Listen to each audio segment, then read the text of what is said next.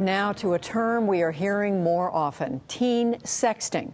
If a teenager uses a smartphone to share nude or semi-nude pictures with friends, is it simply questionable behavior, or is it a criminal act? That is the key question in this report, the first in an ongoing series of collaborations for the broadcast and online between The Atlantic magazine and the PBS NewsHour.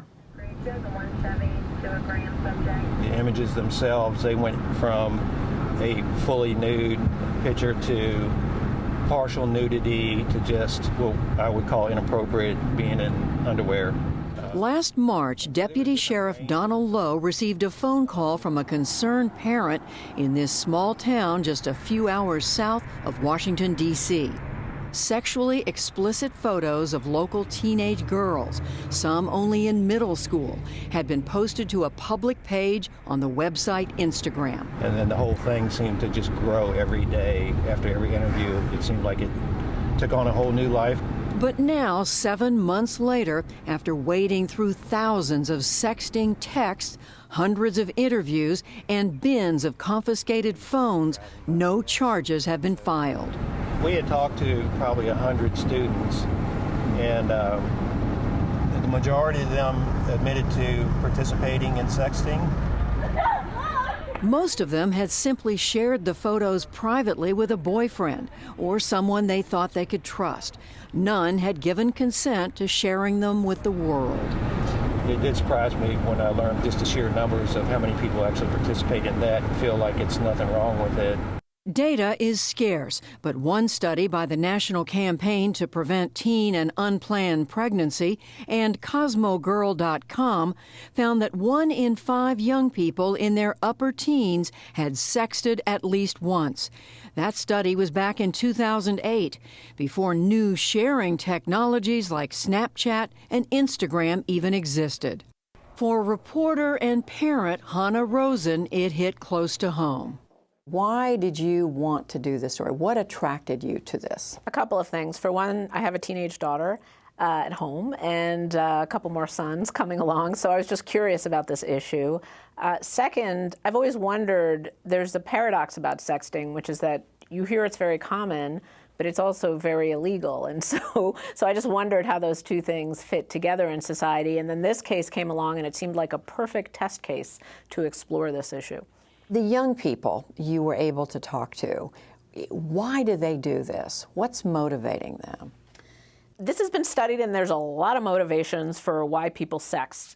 The most common one by far is because a boyfriend or girlfriend wanted me to, or because I'm in a relationship. And then there are other motivations. I wanted to interest someone in dating me, or, I just wanted to get attention, or I wanted to be popular.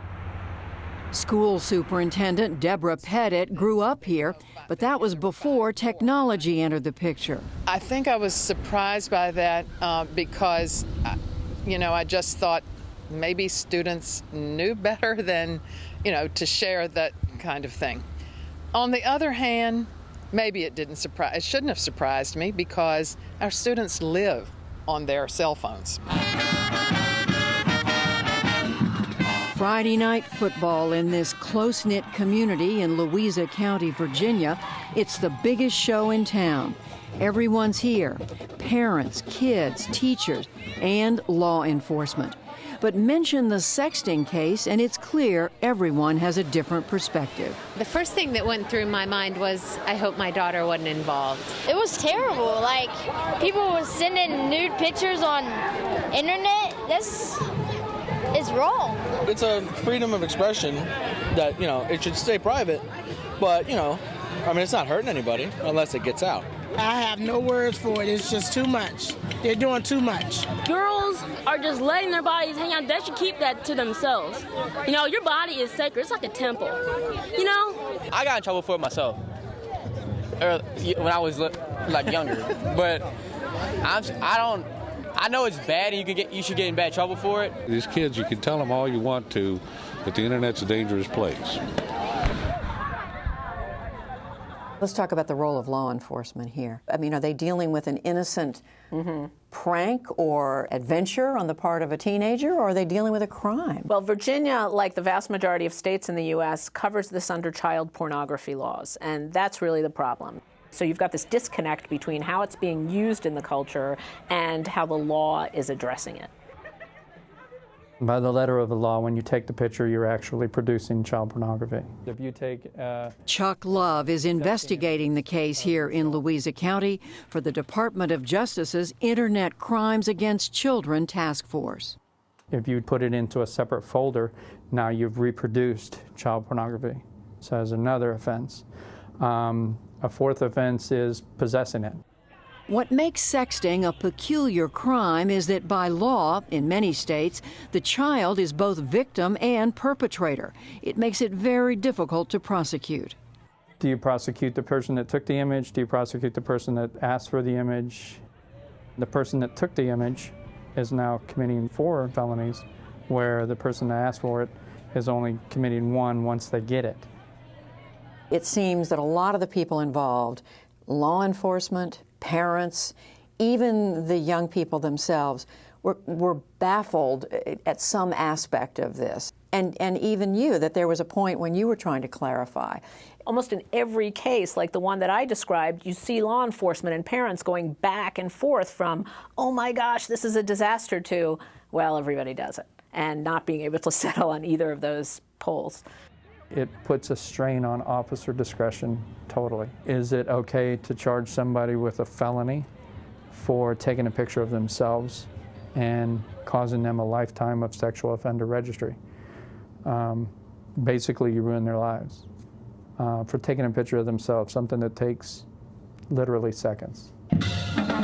Still, investigator Love says there are even darker possibilities that can't be ignored. What sexting does is it's adding millions and millions of images to an already overfilled bucket of child pornography. So it's adding to something that we've already tried to control, and it's basically getting out of control.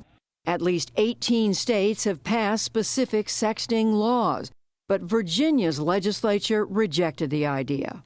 Even states that have passed sexting laws, they generally don't make the distinction between I sent a sext to my boyfriend of, a year, and I put up someone's pictures on Instagram. And you're saying those laws don't address it? Almost all of them make consensual sexting a crime.